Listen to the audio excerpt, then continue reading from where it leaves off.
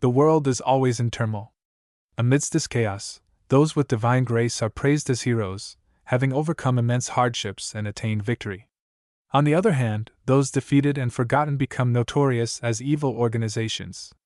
One such organization is Death's Shadow. In the story Serena Lavail, a young woman Serena is assigned to the 5th Training Center, although she had hoped to be sent to the 1st Training Center, known for its focus on swordsmanship.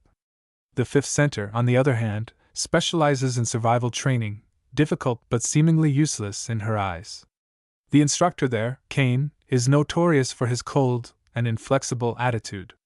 His sharp, piercing gaze and reputation as the Ice Devil make him a figure of fear. Upon her arrival, Kane introduces himself in an unsettling manner. He orders a female trainee, number 23, to attack him with a sword. She hesitates, not having the confidence or the right posture to strike. Serena thinks to herself that number 23 is nothing more than an average swordswoman, and this will be the first chance to see Kane's swordsmanship. However, Kane seems unbothered by her weak attack.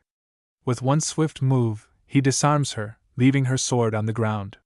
Kane demands an explanation for her failure. The girl answers that she let go of her sword and screamed. But Kane isn't satisfied with the answer, asking if anyone has a better one. Serena raises her hand and offers her own assessment. Her mistake was swinging her sword carelessly and giving up too soon. You should never draw your sword if you're not confident. You should aim to take your opponent's life as long as you're still breathing.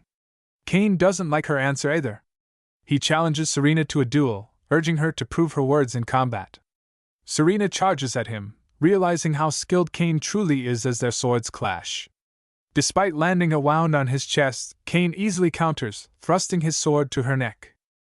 He explains that the technique she is trying to use is one that doesn't allow for blocking or dodging. If she doesn't have the confidence to deliver a killing blow, she shouldn't be using that technique. Failure with this style means death. This lesson leaves a lasting impact on Serena. She finally understands the immense skill of her instructor. Afterward, Kane orders everyone to run 20 laps around the courtyard and practice the shadow slash technique, 100 times each. For Serena and a few others, however, he increases the intensity. Running laps while swinging swords repeatedly without rest is grueling, and the exhaustion is evident. But Kane watches silently, his cold expression unmoving.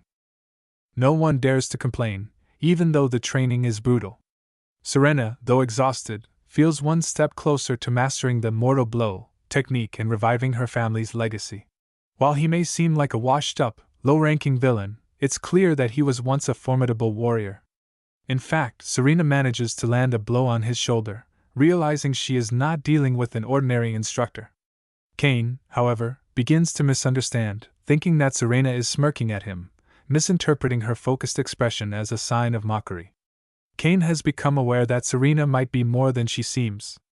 In his mind, a hero material like her shouldn't be in an evil organization like Death's Shadow. She could eventually become a threat to him, and he's wary of her potential. Kane, however, is not without his own struggles. As the lowest-ranking instructor in Death's Shadow, he took the job just to make a living, but he secretly longs for medical treatment and a proper meal. Serena continues her grueling practice, pushing her body to its limits, driven by the cold gaze of her instructor. However, Kane, thinking she will eventually give up, sees no reason to stay late. Yet, when Serena passes out from exhaustion, Kane reluctantly carries her back to the infirmary. While carrying her, Kane grumbles about the burden, irritated by her weight. He disarms her, taking away her sword and searching her belongings. Upon finding an unusual ring with the Lavail family crest, Kane's suspicion deepens. The Lavail family is a noble lineage known for their legendary swordsmanship. Now Kane realizes Serena is no ordinary trainee, she must be a spy sent by the Lavail family. Panicked by the discovery, Kane realizes that if Serena's true identity is revealed, it will fall on him. He worries that the authorities will punish him for harboring a noble spy, or worse, fire him. In a moment of desperation, Kane considers taking drastic action, even executing Serena to keep her secret buried. Meanwhile, Serena is lost in a memory from her past. The Lavail family was once known for their swordsmanship, particularly the legendary Sword of Stone, one of the 3 great sword arts. However, her family collapsed, and her father, in his desperation to pass on the family's art, grew ill to the point where even the priests had given up on him. As the last remaining member of the Lavail family, Serena feels the weight of her family's legacy. She is determined not to let her father's efforts go in vain, and she plans to master all three of the great sword arts. In a flashback, Serena hears her father's voice calling her. She rushes to his side, telling him she will master all the sword techniques, but he reminds her that the future of the Lavail family rests on her shoulders, even as blood drips from his face. Suddenly, Serena wakes up in a bed, confused.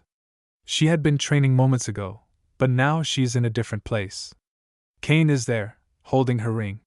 Realizing he knows who she is, Serena wonders how her true identity was uncovered. Kane, aware of her family's history, plays mind games with Serena, telling her that her family's downfall is a well-known fact. He attempts to manipulate her, feeding her false information to see how she reacts. Serena, still confused and struggling, begins to question her own beliefs. Kane, despite his pain, reveals to her the third technique, Battlefield Blaze, one of the three legendary sword techniques. Serena is shocked. Why would a man like him, who claims to have no noble blood, know these techniques? Kane, trying to keep his true identity hidden, insists he must protect it for his own survival. Serena is left questioning his motives. Why is he revealing such an important secret?